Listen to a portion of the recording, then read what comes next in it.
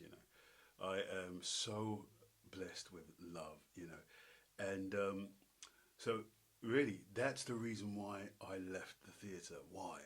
Well, because for me, the theatre epitomized fantasy, and the and if you wasn't careful, you could easily get swept up within that. And for me, um, being in the theatre was great when I was a child because my fantasies were, you know, ever always been made reality. But as I got older and I started to see the realities of life, of course, you can implement those realities of life into the characters.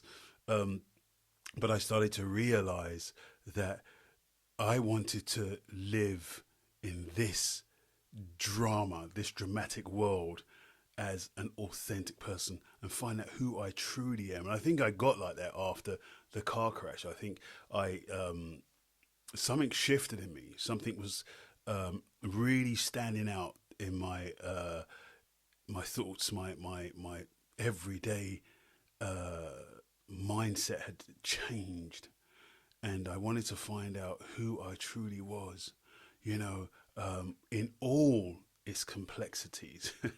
How many of us know we have some wonderful complexities? And in all its complexities, I wanted to find out who is Carl Ellis, who is this guy? Who is he? And what is he about? What makes him grow? What's that seed within him that he obviously knows that he has a gift and a talent. Same with you guys. What do you have? What is that you have in your hand? I mean, listen, guys, life is beautiful. Now check this out. You're gonna love this.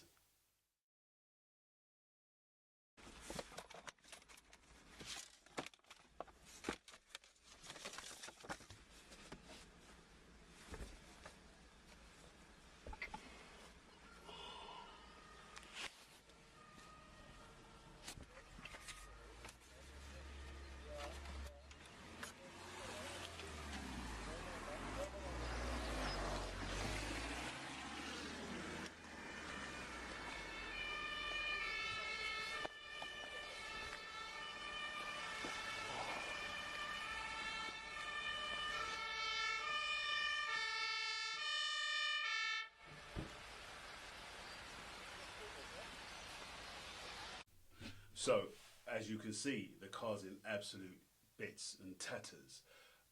This is what happened. So, I usually go every Tuesday to the studio to see a friend of mine called Dietmar Steinhauer, amazing piano player, absolutely fantastic. And anyway, on this fateful day, we were driving back from the studio, which is in near Cologne, coming up like Dusseldorf and Cologne, and it was a regular drive. Regular drive. We got on the beautiful Lucida, who we had for years and years. Tank she was, an absolute tank, and was going down Hattingen High Street, which is like a dual carriageway, um, and we must have been doing about 70 kilometers an hour, something like that, and just driving, just driving. Had no cares in the world. As a matter of fact, we was quite ecstatic and elevated because we had a very good session. I had a great session. The kids themselves were dancing around because they had a good session learning on piano because he had loads of piano in his house, and so they would go downstairs and just play and fiddle about.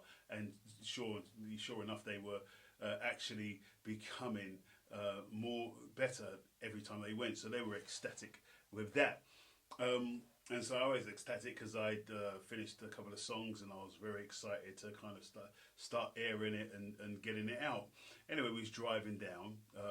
It was raining a little, if I can remember correctly, and we were just driving, going towards Bochum, and I.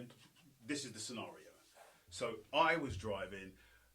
Just passing to my left side was a bus. The bus was stationary.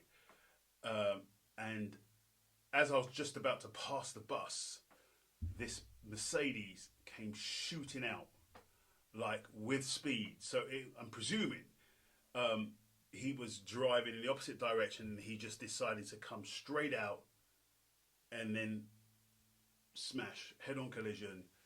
I had no time to brake. You know what will never leave me to the day I die was me seeing the Mercedes coming right close to my face. It was just so incredibly fast. So fast, faster than human reaction could account for. And so I went head on into him. Luckily, thank God I had my seatbelt on, but my face with the impact was smashed against the window, and so I broke my jaw. It was quite intense. I broke my jaw. The car span around, and the kids at the back. My first thought was, "Oh shit, my kids! Got to go get the kids. Look out for my kids, man. This is most important. My kids, my kids. My God, I don't care anything else. My kids." So I went to the back. It's a slide door, so I slide the door open. They were behind and crying. So I picked them up, blood falling all over me and all over them, and we just got them up, took them together, held them like that in my arms. And I remember running down. I was feeling quite dizzy at the time, but I didn't give two monkeys. And I was like, you know what, I don't care. These are my babies, got to keep them safe. And the front of the engine was going psst. And all through my head, I'm thinking, I've got to get these kids. And fortunately for us, there was a couple of lovely German motorists who put the kids in the car, and we just talked to them and let them know that everything's okay. I went back for some reason. I had no idea what I was doing, really. Don't ask me why I did that. But I thought, I'm going to film this. I thought, this is going to be a testimony to show the wonders of what you can do when you put your mind to it, and the successes. And even though you get hit, you know what? I love every moment.